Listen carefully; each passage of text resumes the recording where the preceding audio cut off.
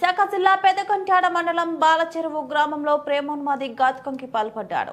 ఎవరూ లేని సమయం చూసి ఇంట్లో ఉన్న బాధితురాలు డొంకడ మేఘనపై నీరజ్ శర్మ అనే యువకుడు రాడ్డుతో దాడి చేశాడు. తీవ్ర రక్తస్రావం కావడంతో హుటాహుటిన స్థానికులు బాధితురాల్ని ఆసుపత్రికి తరలించారు. గతంలో నీరజ్ పై 2 సార్లు పోలీసులకు ఫిర్యాదు చేశామని బాధితురాలి తల్లిదండ్రులు తెలిపారు. బాధితురాలు ఫోటోలను మార్పింగ్ చేసి వాట్సాప్ లో కుటుంబ సభ్యులకి పంపి వేధింపులకు గురి చేస్తున్నాడని బాధితురాలు తండ్రి ఆవేదన వ్యక్తం చేశారు. విశాఖ జిల్లా టీడీపీ మహిళా అధ్యక్షురాలు అనంతలక్ష్మి బాధితులను పరామర్శించి ప్రభుత్వం నుంచి అన్ని విధాలా అండగా ఉంటామని హామీ ఇచ్చారు. నిందితుల కోసం పోలీసులు గాలిస్తున్నారని నీరజ్ ను అదుపులోకి తీసుకుని కఠినంగా శిక్షిస్తామని తెలిపారు. ఇంట్లో ఉంటే సౌండ్స్ వస్తున్నాయి అనేసి అరుస్తున్నారని చెప్పి మేము బయటికి వెళ్ళాము. బయటికి వెళ్ళేసరికి ఎక్కువగా ఆ అమ్మాయిని కొడుతున్నట్టు ఏదో డౌట్ వచ్చి తలుపు కొడుతున్నాము. అప్పటికే ఆ అమ్మాయి అరుస్తుంది గట్టిగా. అరుస్తున్నప్పుడు లోన్కి వెళ్తారని తలుపు కొడుతుంటే లోన్ గడి పెట్టుకున్నారు తలుపు. ఇంకా కొడుతున్నారని గట్టి కొట్టేసరికి వాడికి డౌట్ వచ్చి తలుపు తీసి ఎమ్మటే మమ్మల్ని రాడ్తోటి మా మీద దాడి చేశాడు. అటాక్ చేసేసరికి నాకు తగిలింది. ఎమ్మటే మేము పట్టుకునేసరికి వాడు పారిపోయాడు. తెలీదండి మాకు, నాకైతే తెలీదు. నేను ఇంటి పక్కనే ఉంటాను అంతే. నిన్న జరిగినటువంటి విశాఖపట్నం గంట్యాడ ప్రాంతంలో మేఘన అనే అమ్మాయి పైన జరిగిన దాడి గురించి ఈరోజు మా కూటమి ప్రభుత్వ నేతలందరూ కలిపి ఆ అమ్మాయిని పరామర్శించడానికి ఒకసారి వెళ్ళి చూడడం జరిగింది. మా అధినేత చంద్రబాబు నాయుడు గారు, లోకేష్ గారు, అనిత గారు, రాష్ట్ర అధ్యక్షులు పల్లా శ్రీనివాసరావు గారి ఆదేశాల మేరకు ఆ అమ్మాయిని పరిస్థితి ఏంటో కనుక్కోవడానికి వచ్చాము. ఈరోజు ఆ అమ్మాయి పరిస్థితి చూసిన నేపథ్యం బట్టి ఆ అమ్మాయి మీద జరిగిన ఘటన గురించి చాలా తీవ్ర దిగ్భ్రాంతి వ్యక్తం చేస్తున్నాము. అలాగే సిఐ గారితో గతంలోనే వీళ్ళు కంప్లైంట్ పెట్టారని చెప్పి అమ్మాయి తాలూకు తండ్రి గారితో కూడా మాట్లాడడం జరిగింది.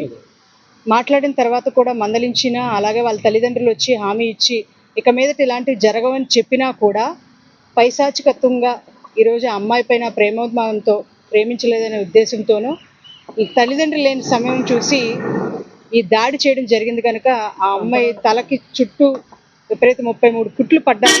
అలాగే చెయ్యి కూడా విరిగిపోయింది. ఇప్పుడు ఆపరేషన్ చేస్తారని చెప్పారు. ఒళ్ళు అయితే ముద్దలు అయిపోయి రక్తం ఎక్కడికక్కడ గూడు కట్టేసింది. కనుక ఆల్రెడీ 109, 333, 188 సెక్షన్స్ కింద కేసు నమోదు చేశామని సిఐ గారు ఆల్రెడీ ఆయన కూడా సంప్రదిస్తే ఆయన కూడా కేసు నమోదు చేశామండి. ఈ కేసులోని ఆ అబ్బాయి పరారిలో ఉన్నాడు కాబట్టి ఇమీడియట్లీగా పట్టుకునే ఏర్పాటు చేశామని చెప్పారు. కనుక ఈరోజు ఆ అమ్మాయి కుటుంబానికి మా ప్రభుత్వం అన్ని విధాలుగా అండదండగా ఉంటుందని ఆయన తండ్రికి చెప్పడం జరుగుతుంది. అలాగే ఆ అమ్మాయికి ఏ కష్టం వచ్చినా, ఎటువంటి ఆపద వచ్చినా ఆ అమ్మాయికి అన్ని విధాల అండదండగా ప్రభుత్వం ఆదుకుంటుందని వారి కుటుంబాన్ని తెలియజేస్తున్నాము. అలాగే ఆ అబ్బాయిని పట్టుకోవడంలో పోలీసులు నిరంతరం శ్రమిస్తూనే ఉన్నారు హోమ్ మినిస్టర్ ఆదేశాల మేరకు. అలాగే ఈ కేసు ఇమీడియట్లీ ఛేదించేది. చంపడానికి ఇంకా ఒక 5 మినిట్స్ లేట్, ఇంక పక్క ఆయన రాకపోతే చంపిస్తుండేవాడు సార్. మమ్మల్ని అందరూ గవర్నమెంట్ కూడా ఆదుకోవాలి. తర్వాత పోలీస్ శాఖ ఆయన పట్టుకుని, మాకు కూడా థ్రెడ్ ఉంది ఆడి నుండి, అలాగే ఆయన పట్టుకుని మమ్మల్ని రక్షించాలి సార్. మేము అయితే మా ఆవిడ షుగర్ ఉంది, ఆవిడ నిన్నైతే కళ్ళు తిరిగి పడిపోయారు. పాప కూడా అంతకుముందు నుండి 2 సార్లు మేము కంప్లైంట్ ఇచ్చినా కూడా ఆయన ఏదో మందలించి వదిలేశారు. మామూలుగా ఆయనకి కాకుండా వాళ్ళ తల్లిదండ్రులకు చెప్పారు ఇక్కడ నుండి జరగదన్నారు, కానీ మళ్ళీ జరిగింది. ఇంకా మళ్ళీ కూడా జరిగితే సార్ మాకైతే నమ్మకం లేదు.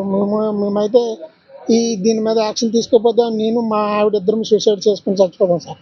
ఇంకా మరి ఇంతకంటే గవర్నమెంట్ ఇంకా స్పందించాలి, హోమ్ మినిస్టర్ స్పందించాలి, సీఎం గారు కూడా స్పందించాలి, అందరూ స్పందించాలి. లేకపోతే మాత్రం మా పరిస్థితి అయితే చాలా దారుణంగా ఉంది. ఇప్పుడు మేడం గారు వచ్చి చూశారు, మా ఆవిడ కూడా చూశారు. అందుకని మీరు చూడండి, అందుకని మీరు మమ్మల్ని, నాకు మాటలు రావట్లేదు, ఎంత బాధగా ఉందో. మాకంటే కొడుతూ ఉంటే చెయ్యి తల ఇలా పైకి ఎత్తుకుని ఇలాగ అడ్డుకుంటుంటే చేతి మీద చెయ్యి ఎరగొట్టేశాడు. మొత్తం ఇదంతా మండలో కూడా బోన్స్ ఇరిగిపోయి ఇప్పుడు సర్జరీకి కూడా తీసుకొచ్చారు.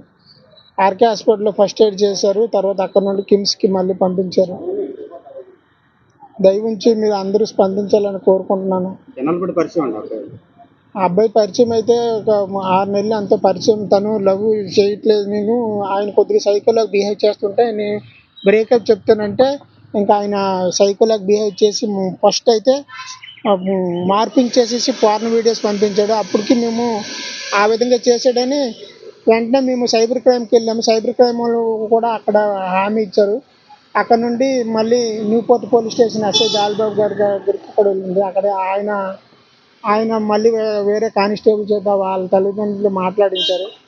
అయినా న్యాయం జరగలేదు అప్పటికి.